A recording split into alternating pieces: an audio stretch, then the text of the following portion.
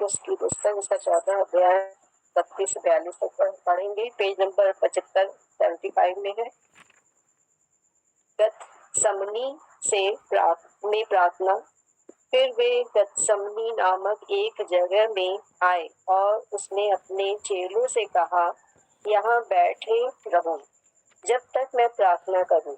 और वह पतरस और याकूब और यूहन्ना को अपने साथ ले गया और बहुत ही अधीर और व्याकुल होने लगा और उनसे कहा, मेरा मन बहुत उदास है, यहाँ तक कि मैं मरने पर हूँ।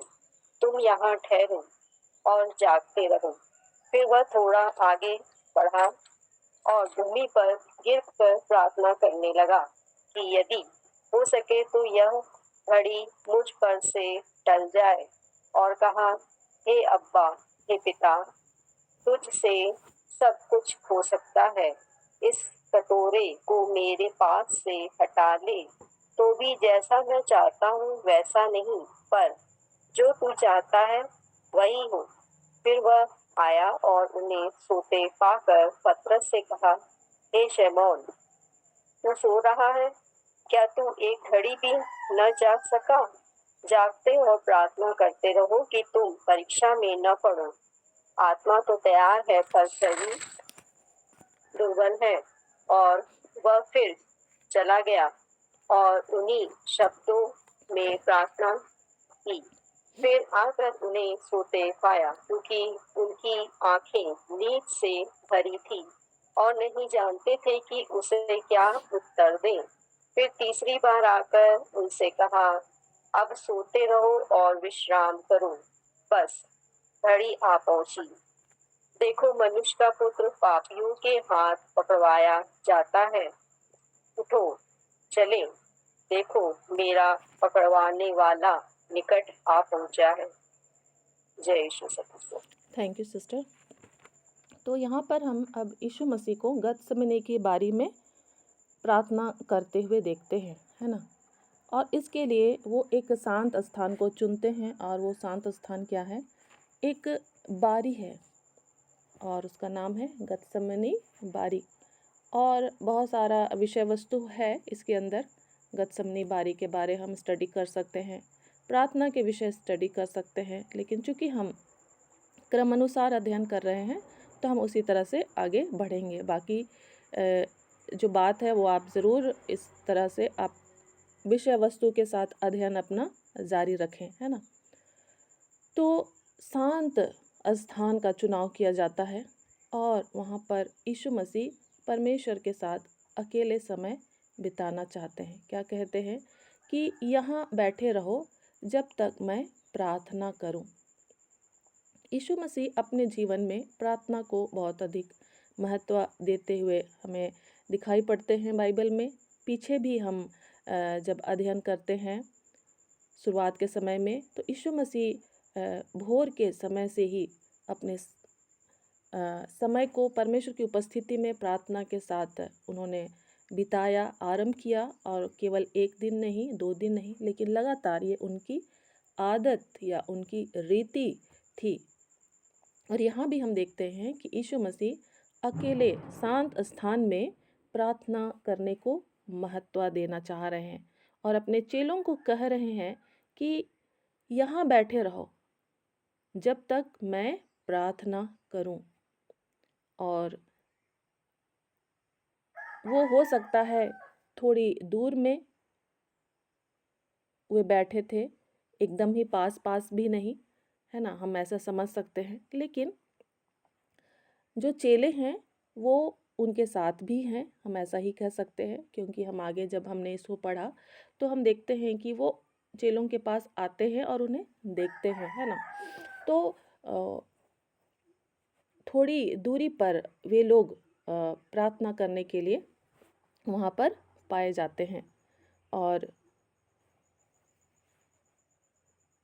किद्रोन की घाटी के पास यरूशलेम की जो पूर्वी दीवार है उसके बाहर की ओर जैतून पहाड़ के नीचे ये गतसमनी की बारी है।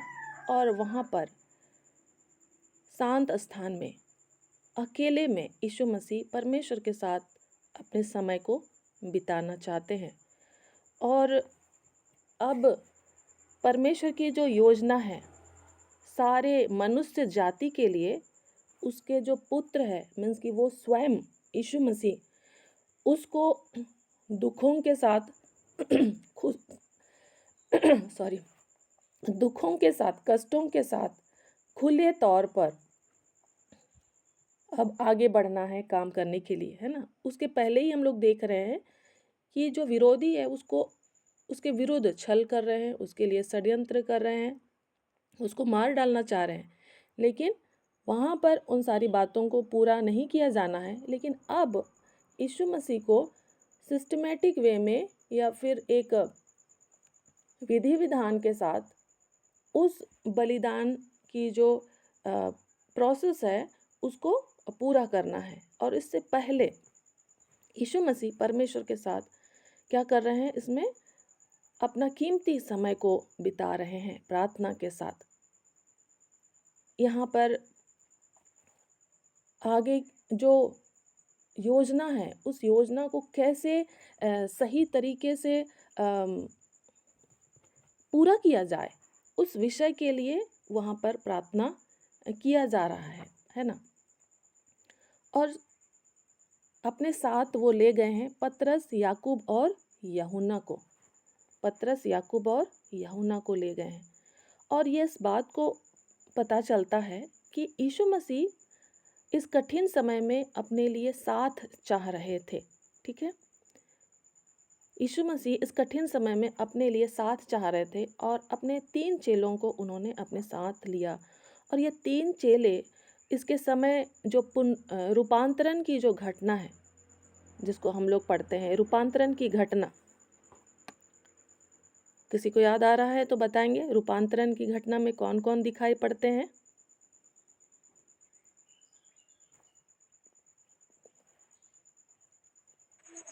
एलिया और मूसा, तो उनको याद आ रहा है। हाँ, थैंक यू सिस्टर। तो एलिया और मूसा उस टाइम में ये 3 चेले ही उसके साथ वहाँ पर यीशु मसीह उनको ले गए थे, है ना। और उन्हीं चेलों को ही यीशु मसीह यहाँ पर भी अपने साथ ले गए।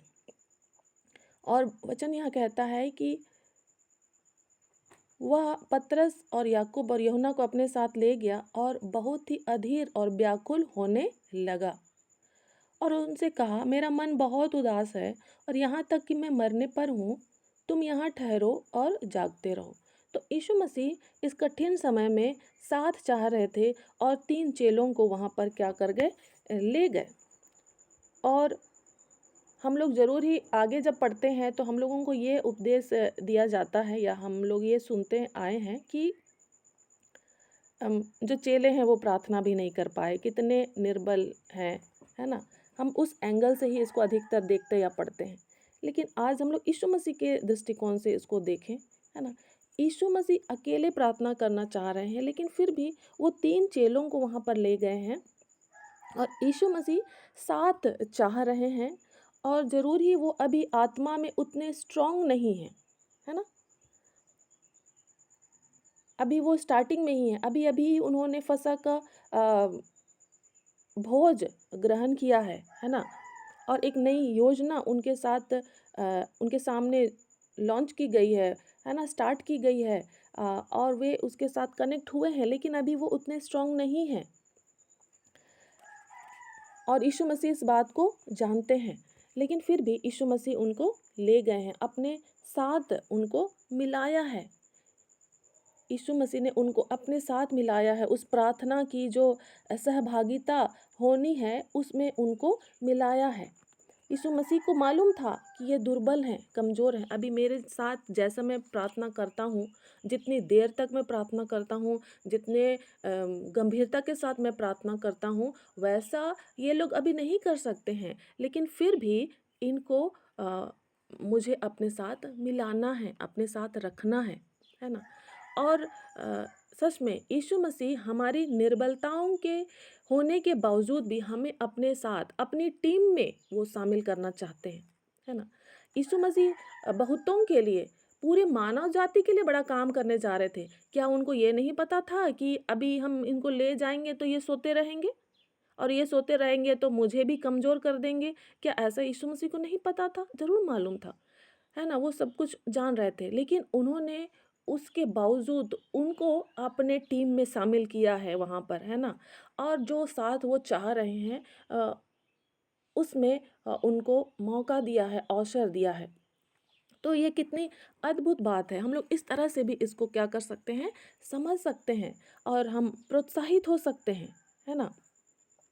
और हम जब आगे बढ़ते हैं सेवकाई में, तो हम अपने साथ के अन्य लोगों को भी इस तरह से हमेशा हम प्रोत्साहित भी कर सकते हैं।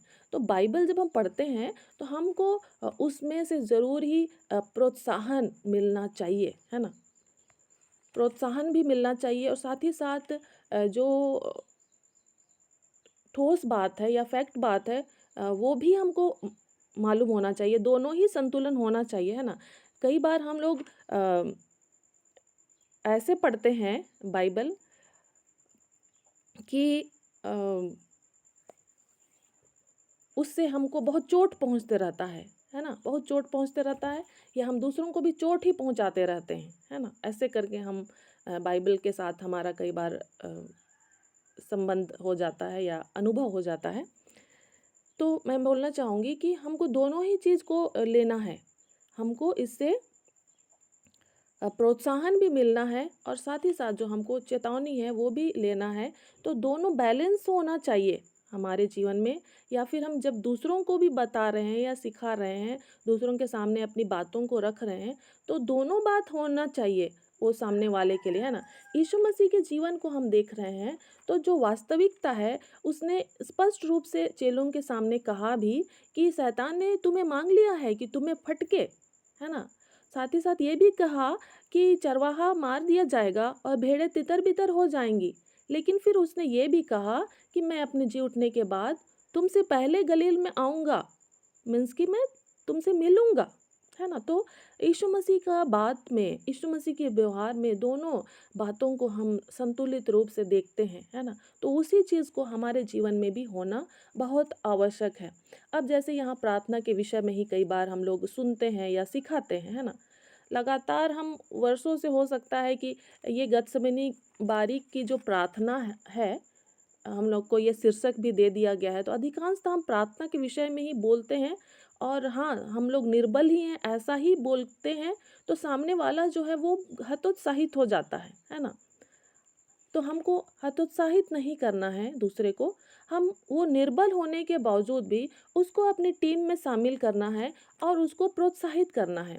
और जब हम यीशु मसीह को देखते हैं, तो वहाँ पर 2 बार 3 बार वो उनके पास आ करके उनको प्रोत्साहित कर रहे थे कि क्या तुम प्रार्थना नहीं कर सकते हो?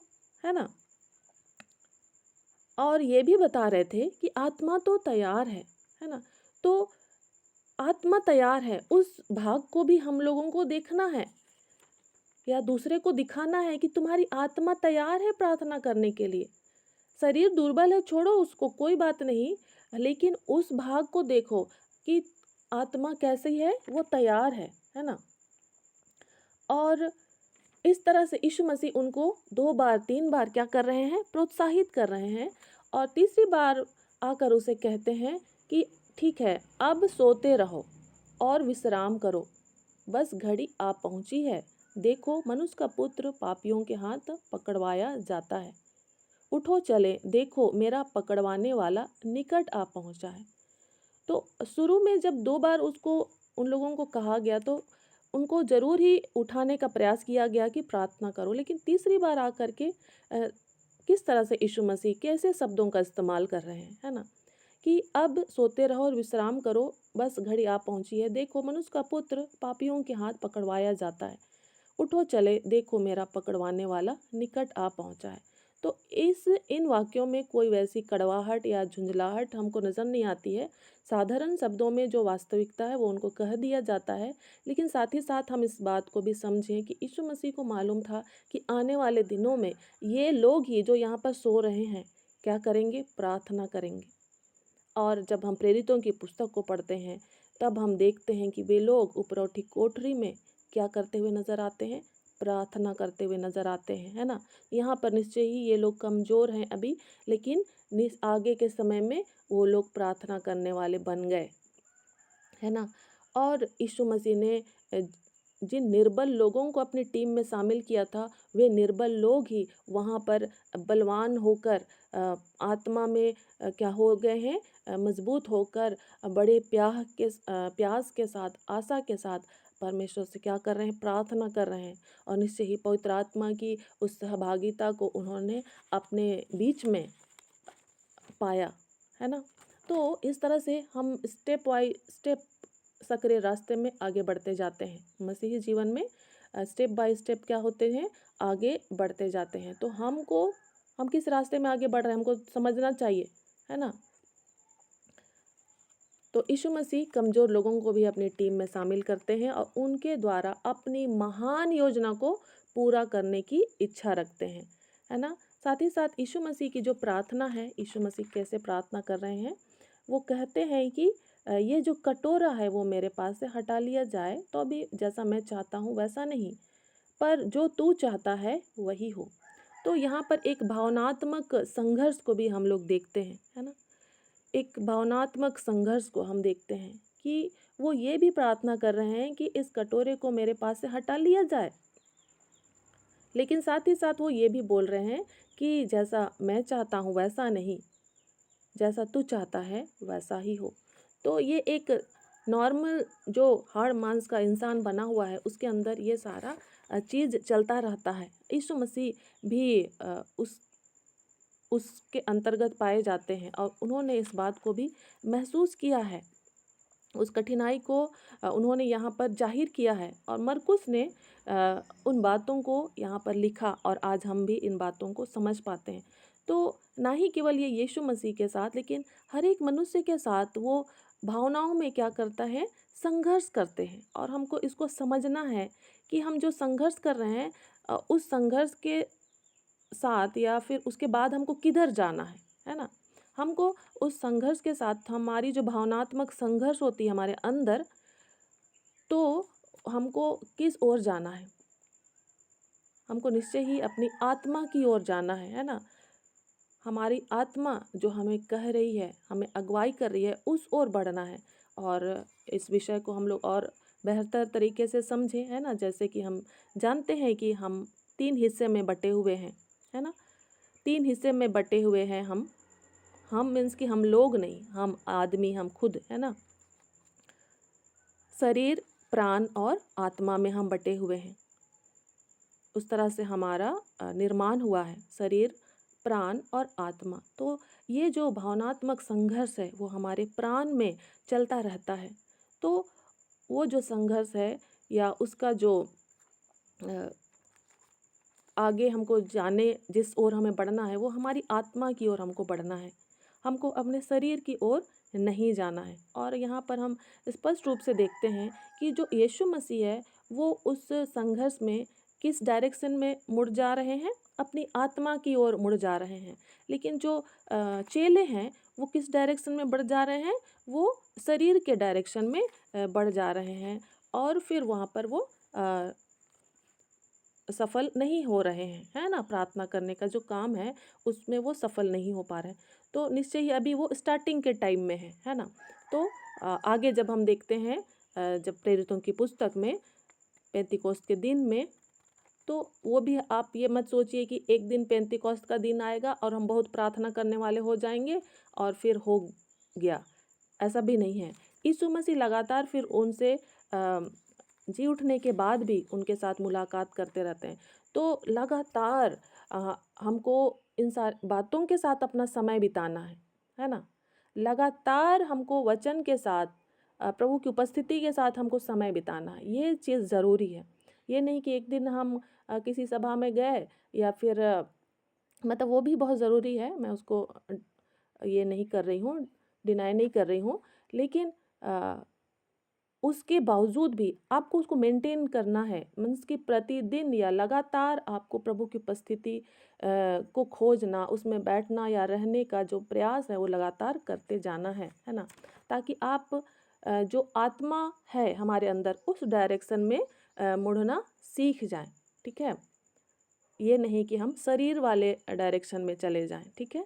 हमारे पास प्राण है, वो दोनों तरफ मुड़ सकता है, आत्मा के तरफ से भी और शरीर तरफ भी मुड़ सकता है ना। तो हमको कोशिश करना है कि हम आत्मा की ओर ही मुड़ें, और निश्चय ही यहाँ सब हम सभी प्रयासरत हैं। और साथ ही साथ जैसे यीशु मसीह ने यहाँ पर कहा कि हे पिता तुझ सॉरी हाँ, हे पिता तुझसे सब कुछ हो सकता है, इस कटोरे को मेरे पास से हटा ले। और उससे पहले भी हम पढ़ते हैं तो देखते हैं कि मेरा मन बहुत उदास है, यहाँ तक कि मैं मरने पर हूँ, तुम यहाँ ठहरो और जागते रहो। और साथ ही साथ हम लोग देखेंगे वो प्रार्थना करते हैं भूमि पर गिरकर, और क्या कहते हैं, यदि हो सके तो यह घड़ी मुझ पर से टल जाए। तो यीशु मसीह कौन सी बात को कठिनाई के रूप में ले पा रहे थे या समझ रहे थे। और यीशु मसीह को वचनों का जो ज्ञान है या समझ है, वो खुद ही वचन हैं, लेकिन उसके बावजूद जो पुराने नियम के जो वचन है उसके साथ यीशु मसीह अपने आप को क्या कर रहे थे, जोड़ते हुए या लेते हुए काम कर रहे थे, है ना। तो साधारण मनुष्य के रूप में ही यीशु मसीह ने इन सारी बातों को पूरा किया है, तो हमको सिखाने के लिए, बताने के लिए। तो हम लोग देखेंगे यशायाह की पुस्तक, यशायाह 51, यशायाह 51, यशायाह 51, यहाँ पर हम लोग 22 पद को पढ़ेंगे। यशायाह 51 का 22 पद, जहाँ लिखा हुआ है, तेरा प्रभु यहोवा जो अपनी प्रजा का मुकदमा लड़ने वाला तेरा परमेश्वर है, वह यूँ कहता है, सुन, मैं लड़खड़ा देने वाले मद के कटोरे को, अर्थात अपनी जलजलाहट के कटोरे को तेरे हाथ से ले लेता हूँ। तुझे उस में से फिर कभी पीना न पड़ेगा, और मैं उसे तेरे उन दुख देने वालों के हाथ में दूंगा जिन्होंने तुझसे कहा, लेट जा, कि हम तुझ पर पाँव रखकर आगे चलें। और तूने औंधे मुँह गिरकर अपनी पीठ को भूमि और आगे चलने वालों के लिए सड़क बना दिया। तो हाँ, इसको हम लोग और दूसरे तरीके से भी पढ़ सकते हैं, लेकिन यहाँ पर जो एक बात है कि परमेश्वर जो है ऐसा भी काम करते हैं, उनका जो न्याय का कटोरा है कि वो किस तरह से शत्रुओं के हाथ में दे देते हैं, है ना। और वो एक बहुत ही बड़ा शत्रुओं के हाथ में दे देना, या तो फिर उस दुख या कष्ट में किसी को दे देना, वो बहुत ही एक भयंकर बात होती है। और यहाँ पर यीशु मसीह को जो है शत्रुओं के हाथ में दे दिया जाने वाला है ना। और यहाँ पर लिखा हुआ है कि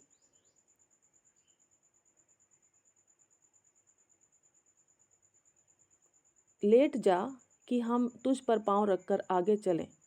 और तूने औंधे मुँह गिर कर अपनी पीठ को भूमि और आगे चलने वालों के लिए सड़क बना दूँ।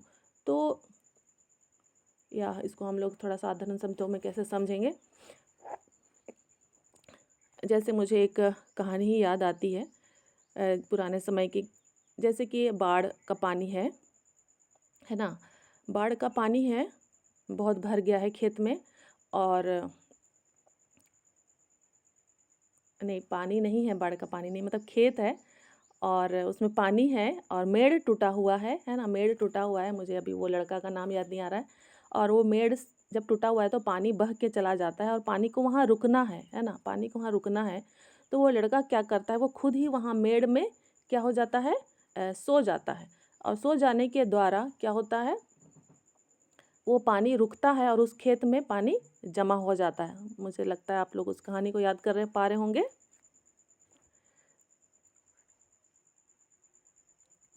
पहले समय में स्कूल में पढ़ाया जाता था। मतलब खेत है, उसमें पानी चाहिए, लेकिन क्या हो गया है, मेड़ जो है टूटा हुआ है, और वो जो लड़का वहाँ जब जाता है तो वो खुद ही क्या करता है, वो उसको नहीं कर सकता है। वहाँ पर उस टाइम में वो खुद क्या बोलते हैं, मिट्टी वहाँ नहीं रख सकता है, ऐसा कंडीशन नहीं है। और वो इसके लिए क्या करता है, खुद ही वहाँ पर सो जाता है ना, ताकि पानी रुक जाए। और वो रात भर वहाँ पर सोया हुआ रहता है। और दूसरे दिन जब उसका मालिक या फिर उसका पिताजी आते हैं, उसके पिताजी आते हैं और देखते हैं तो अरे, ये लड़का यहाँ सोया हुआ है। और फिर वो बहुत ही उससे उसको प्यार करने लगते हैं, या उसको समझने लगते हैं कि अरे, तुमने ये कैसे काम कर लिया, है ना, इतनी बड़ी बात।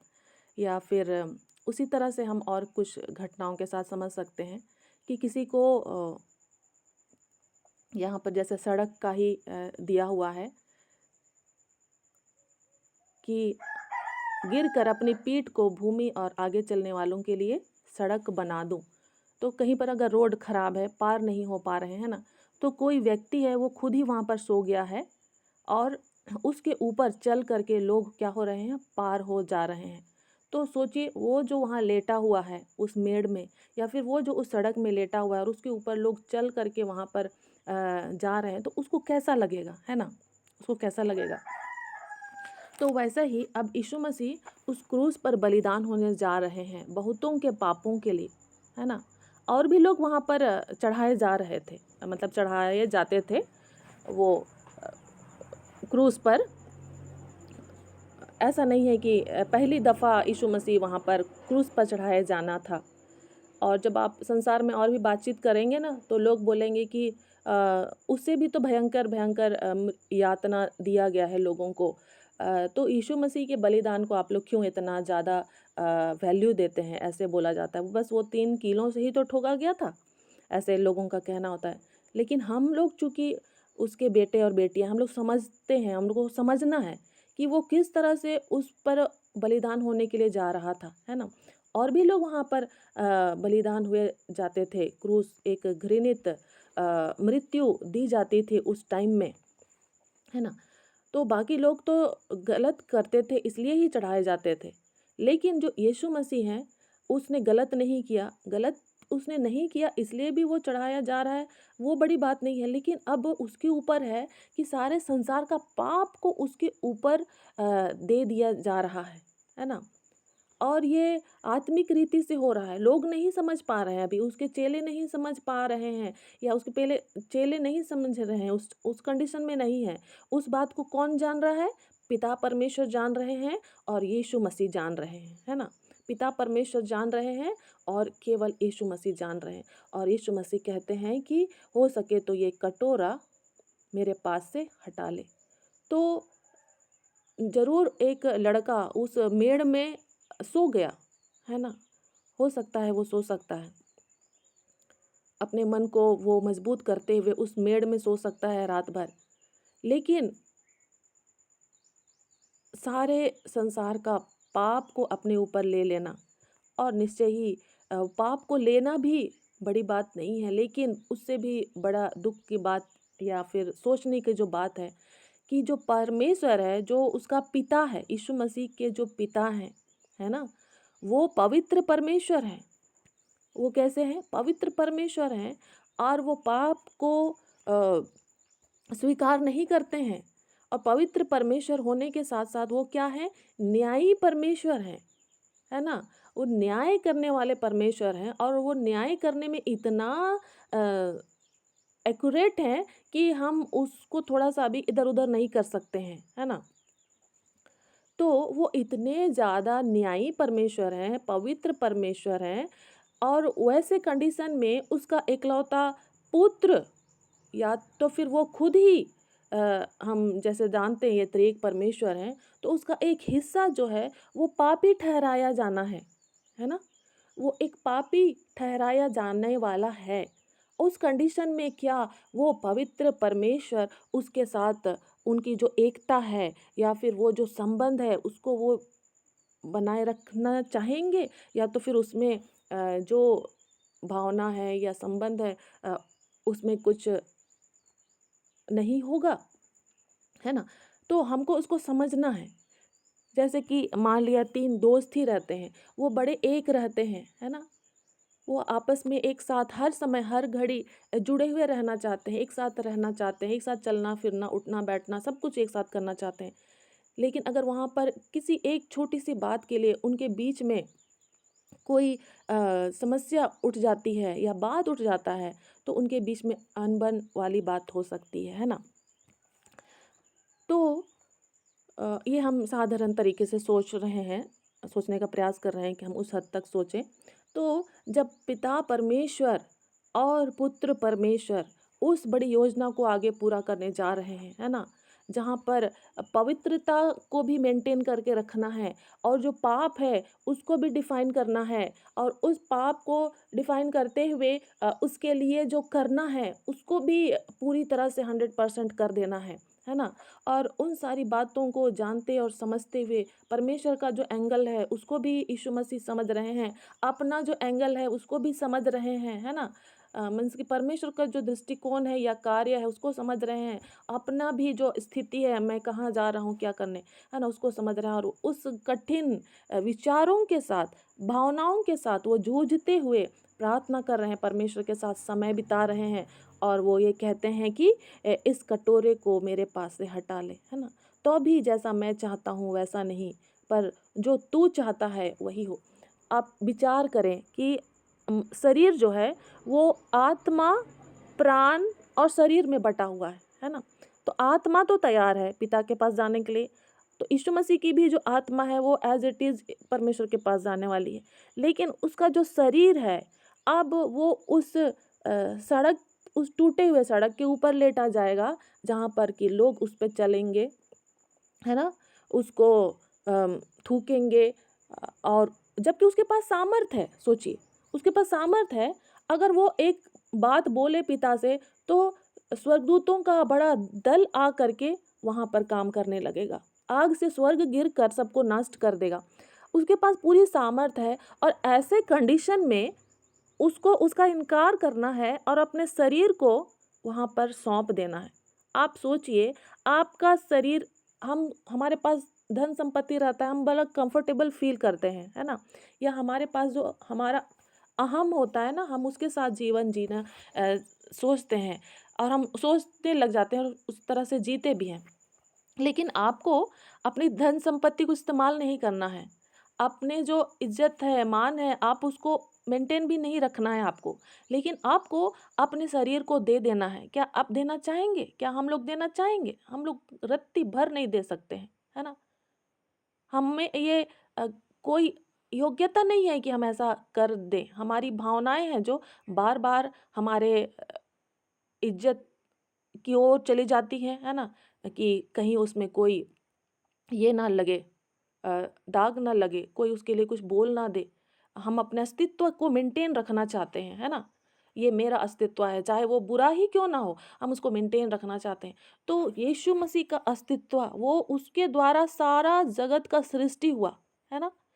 यीशु मसीह पवित्र, प्रभुओं का प्रभु, राजाओं का राजा, अब उसको, उसका जो शरीर है, उसको उन स्थितियों में जाना है जहाँ पर उसको अ, वो शारीरिक तौर पर भी वो चीज़ को फेस करना है, मानसिक तौर पर भी फेस करना है और आत्मिक तौर पर भी फेस करना है। शारीरिक तौर पर संसार है जो उसको, उसका शरीर को कूटने वाला है। मानसिक तौर पर उसके पास जो विचार हैं, जो भावनाएं हैं, है ना? उसके साथ उसको संघर्ष करना है। साथ ही साथ आत्मिक तौर पर हम समझ सकते हैं कि जो पवित्र परमेश्वर है ना? उसके ऑपोजिट में उसको पापी बन जाना है और उसके शरीर को अ, बेधा जाना है। तो इस तरह का कंडीशन है और उस गतसमनी की बारी में इन सारी बातों को, विचारों को समझते हुए वो प्रार्थना में अपने समय को बिता रहे हैं और अपने टीम में बहुत मजबूत प्रार्थना योद्धाओं को उन्होंने नहीं शामिल किया है। उन्होंने कमज़ोर प्रार्थना योद्धाओं को शामिल किया है। कैसा महान हमारा यीशु मसीह है!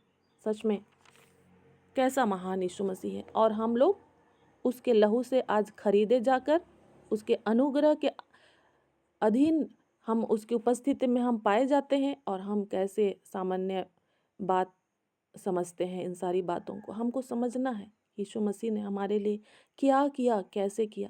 यीशु मसीह ने कैसे हमारे लिए अपने शरीर को, अपने प्राण को, अपनी आत्मा को दे दिया, है ना। आइए हम लोग इस समय प्रार्थना करें और धन्यवाद दें प्रभु यीशु मसीह के उस बलिदान के लिए कि वो कटोरा जो उनके लिए सही नहीं था, जो उनको पीना नहीं था, है ना, वो उनको लेना पड़ा। वो न्याय जिसके अधीन हम थे, हमको आना था, लेकिन वो यीशु मसीह खुद को वहाँ पर उन्होंने रख दिया, उस कटोरे को उन्होंने खुद पी लिया। तो सच में हमारे लिए कितना बड़ा काम हुआ है। और हम अब अपने नहीं हैं। ज़रूर हम लोग भी इन चेलों के समान निर्बल पाए जाते हैं, लेकिन इस समय मैं आपको उत्साहित करना चाहती हूँ कि आने वाले समय में आप भी एक बड़े प्रार्थना योद्धा होंगे, शरीर से भी और आत्मा से भी। आत्मा तो हमारी तैयार है ही, हमारी शरीर भी जो है वो प्रार्थना करने वाली जो शरीर है वो हो जाएगी।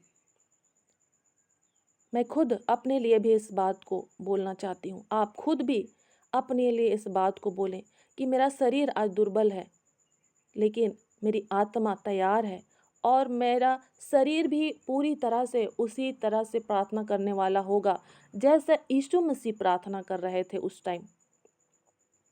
यीशु मसीह शरीर, प्राण, आत्मा दोनों में ही तीनों स्थिति में ही परमेश्वर के साथ वो बेस्ट जो पोजीशन होता है प्रार्थना करने का, उस अवस्था में वो पाए जा रहे थे। हम भी, आप भी एक दिन लगातार हम प्रभु के साथ अपनी संगति को बनाते हुए परमेश्वर के अनुग्रह से, उसकी आत्मा की सहायता से हमारा शरीर भी, हमारा प्राण भी, हमारी आत्मा तो है ही, वो और भी अधिक लालसा करने वाली होने पाए और हमारा शरीर, हमारी प्रार्थना पूरी तरह से उस अवस्था में पहुंचने पाए, है ना। ये हमारी प्रार्थना हो। आइए हम लोग इस समय प्रार्थना करें। हम इस समय गीत को गाएंगे। पवित्र आत्मा आ,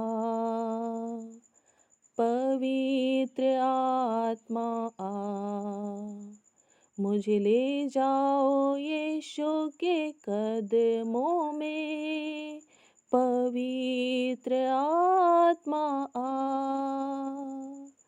सिर्फ तेरे लिए यीशु, तेरे लिए, सिर्फ तेरे लिए यीशु, तेरे लिए, सिर्फ तेरे लिए यीशु, तेरे लिए मैं सर झुकाता हूँ।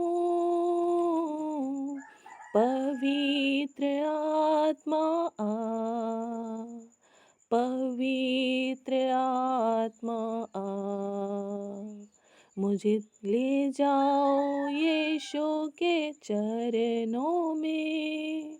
पवित्र आत्मा आ।